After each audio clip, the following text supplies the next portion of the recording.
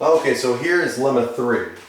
It says for vector spaces V and W, the set of all linear functions from V to W is itself a vector space. In fact, it's a subspace of the space of all functions from V to W. Okay, so now to do the proof of this, now we have to, is it a non-empty subset? And the answer is yes, because it contains the homomorphism, the zero homomorphism. So it's non-empty. So the only thing we have to show in this proof, right? So first of all, it's non-empty, so proof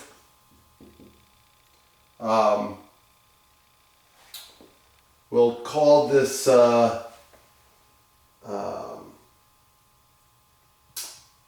how do we want to do this? How do I want to notate this?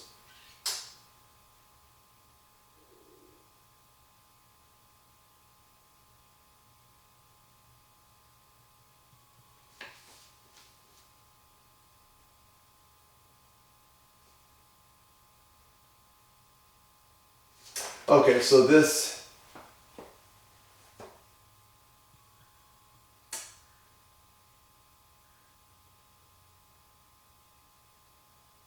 space or this set that we're talking about is non-empty.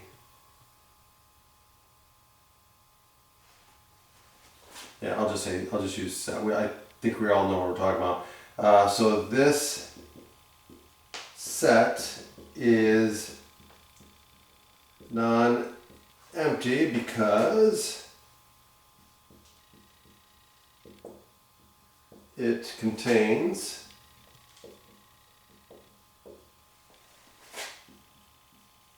the zero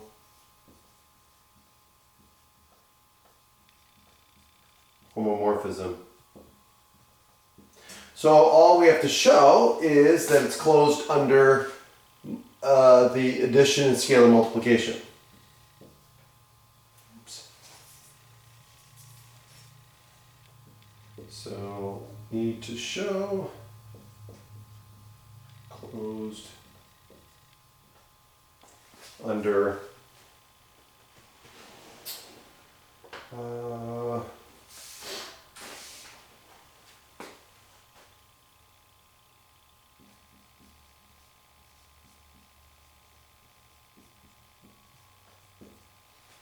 and how do we want to do this?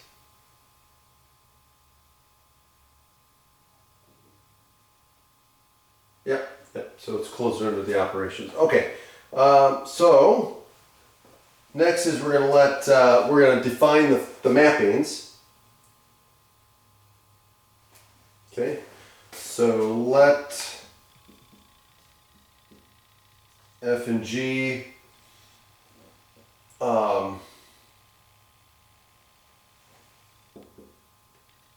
from V to W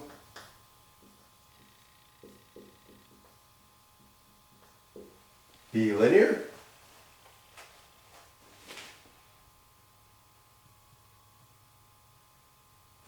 And so then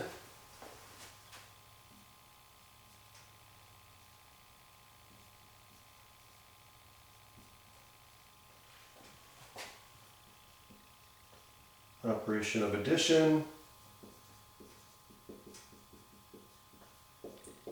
is preserved. Okay, and we can show that easily by just taking a linear combination. Again, all we have to do is show for statement number 2, as we did before, for a linear combination of 2 vectors. Right, so let's do that.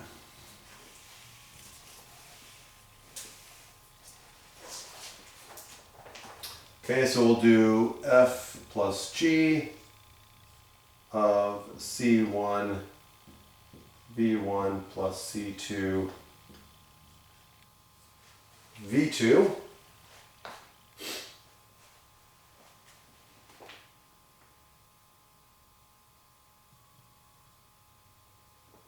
Okay, and now all we have to do is just apply the definition of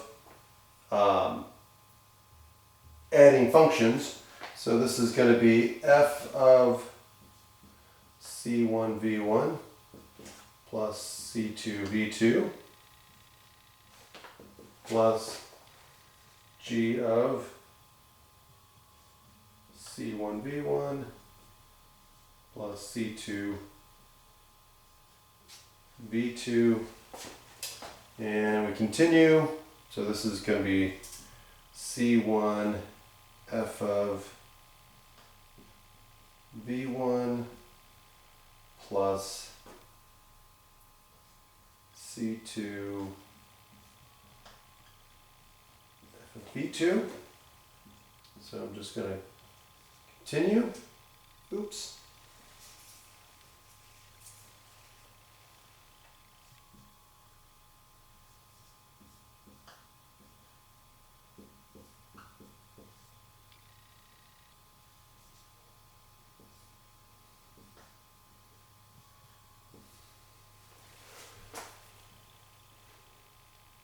And now I'm just going to rearrange things and start simplifying it. So this is going to be C1 times f of v1 plus g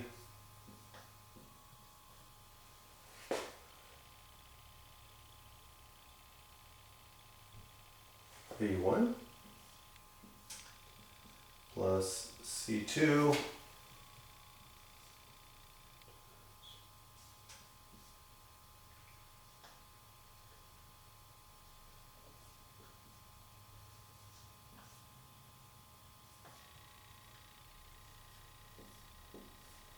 okay, like so.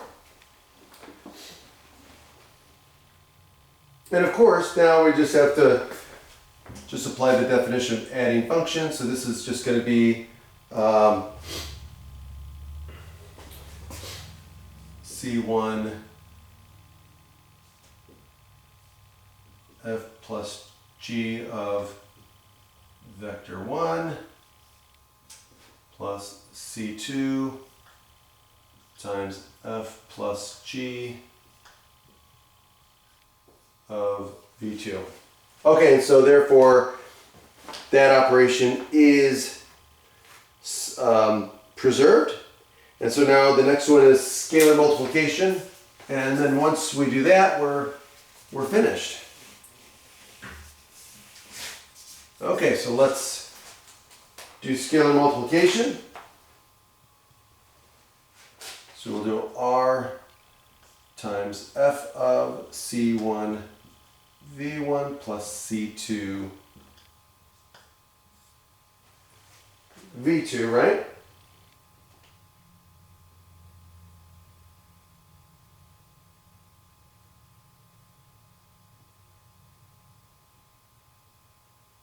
Okay, now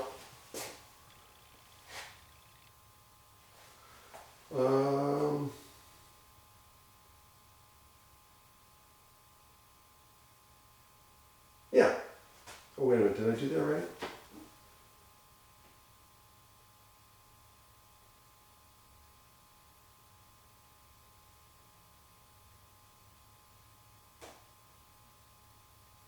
Yeah, that's right.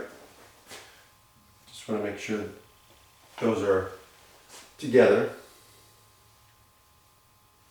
And now I'm just going to distribute. So this is going to be r times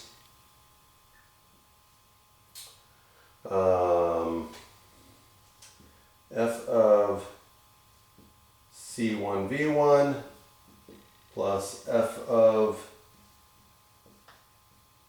c2 v2, and then this is going to equal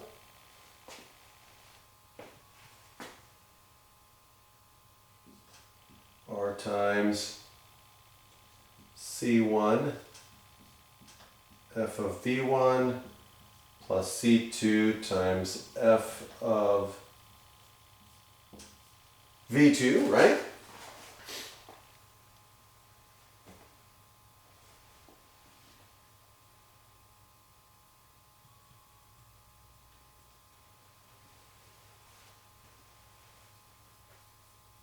And now I can rewrite this as R times C1 f of V1 plus R times C2 f of V2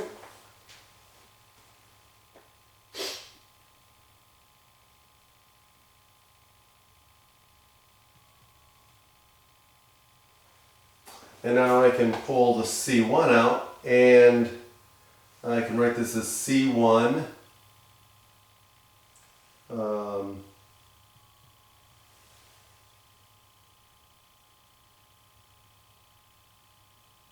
times R of f of V1 plus C2 times R of times f of V2, and then I can now finish up by writing this as C1 times R times f of V1 plus C2 times R times f of V2. And we're done. So hence, and this is the notation, this is how we denote the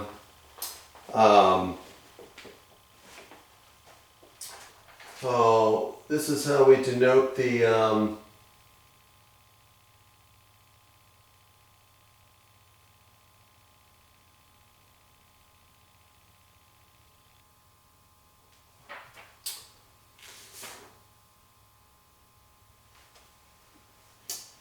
space of linear maps from V to W. So we're going to use this, similar to the same symbol that we use for Laplace transforms. Aha! So this will be V comma W. So therefore, okay, so at the end we showed the closure properties are preserved, so therefore that space is a subspace.